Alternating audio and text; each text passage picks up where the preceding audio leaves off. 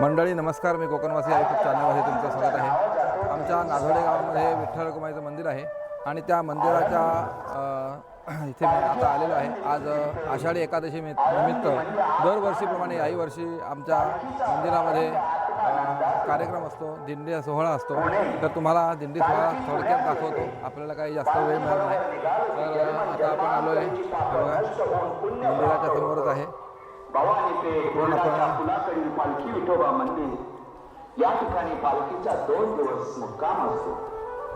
देवघाट पालखी नदी आहे, ग्राम विठ सासवड या क्षेत्राकडे ते सासवडला हे बघा इथे गणपती विसर्जनाचा एक व्हिडिओ केला होता। यम नियम आसन प्राणायाम नमस्कार धारणा ध्यान आणि समाधी या अष्टांग योगाच्या 4 दिवसातील जाते। सासवड वर म्हणजे सप्तचक्र, मूलाधार, स्वाधिष्ठान, मणिपूर, अनाहत, विशुद्ध आत्मा, शुद्ध चक्र। ही जागृती जीवनाची गरज आहे। ही जागृती प्राणायामाने होते। प्राणायाम म्हणजे श्वासावर नियंत्रण, श्वासावर ताबा म्हणजे सासवडचा मुक्काम, परमार्थाचा मार्ग सोपान होऊन सोपान देवाच्या समाधीचं दर्शन घ्यावं। लाईन कुठून लागली बघा, जेजुरीला पालखी इकडे तुळस वगैरे जो जास्त त्रास न घेता इंद्रियांना जिंकतो, तुळस कोणाला हवी असेल तर तिथे मिळतात। तो जितेंद्र। वाल्ह्या गाव, वाल्ह्यामध्ये दुपारचा मुक्काम असतो। लोणंद पालखी मुक्कामाला येते। लो देणे आनंद परम सुख, विठ्ठल भक्तीसाठी घरदार सोडून आलेला वारकरी इतरांना आनंद देतो। इथपासून मोठी लाईन आहे, अजून दिंडी यायच्या आहेत। नाते तुटले, माळ शिरस, वेळा हो, शेवटचा वाकरीचा मुक्काम आणि नंतर तो पंढरपूर जाऊन पांडुरंग। पूर्व जन्माची पुण्याई असेल तरच आपल्याला ईश्वराची आवड उत्पन्न होते। आळंदी, निवृत्ती, ज्ञानदेव, सोपान, मुक्ता ही 4 भावंड पहिल्यांदा ज्यावेळी पंढरपूरला आले त्यावेळी विठोबाचं दर्शन घेताना त्यांना खूप आनंद झाला। या वर्णनाचं आनंदाचं वर्णन करताना शेजारी उभ्या असलेल्या मुक्ताला ज्ञानदेव म्हणाले, रूप पाहता लोचनी सुख झाले ओसा। रूप पाहता लोक इतर लोकांना विठोबाचं दर्शन घेतल्यावर सुख का मिळत नाही? तुम्ही म्हणता तो हा विठ्ठल बळवा, तो हा माधव बळवा, तसं लोकांना का वाटत नाही? ज्ञानोबा म्हणाले, नाझोडे गावामध्ये मोठ्या उत्साहाने आषाढी एकादशीचा उत्सव साजरा होतो। तर तुम्ही हा जर कार्यक्रम करायचा या ठिकाणी बघायचा असेल किंवा आषाढी एकादशीचा सोहळा तुम्हाला जर या ठिकाणी सोहळ्यामध्ये आपली उपस्थिती दाखवा आणि जास्तीत जास्त संख्येने तुम्ही इथे येऊन विठ्ठल रखुमाईच्या चरणी नतमस्तक व्हा, असं मी तुम्हाला सांगेन। जवळपास जे कोणी पंढरपूरला जाऊ शकत नाहीत त्यांना खरोखरच इथे या ठिकाणी जाऊन तुम्हाला विठोबाचं दर्शन घेऊ शकतात। असं या ठिकाणी हे एक सुंदर स्थान आहे की त्यांच्या चरणातून पाणी येतं आणि ते तिकडे त्या ह्याच्याजवळ बाहेर जातं। मागे तुम्हाला मागच्याही व्हिडिओमध्ये दाखवलं होतं। संत अमृतराय अग्नी ब्रह्मा पार्वती अगणित सुरगण वर्णिती जासी कटिकर नटसम चरण विटे। संत सेना महाराज म्हणता जाता पंढरीसी सुख वाटे जीवा, आनंदे केशवा भेटता। आपण सर्वांना पाहतो राम कृष्ण हरी, माऊली जय जय राम रामकृष्ण हरी. तुकाराम महाराज म्हणतात, कार्यवान मी या संतांचे उपकार मज निरंतर जागविती. ब्रह्मानंदी जीव होई वेडा की पिसा. फोनवर त्यांच्या व्यवसायाबद्दल बोलताना बघतो. काही ना गप्पा मारण्याचं ठिकाण म्हणून मंदिराची निवड. आदरणीय नगराध्यक्ष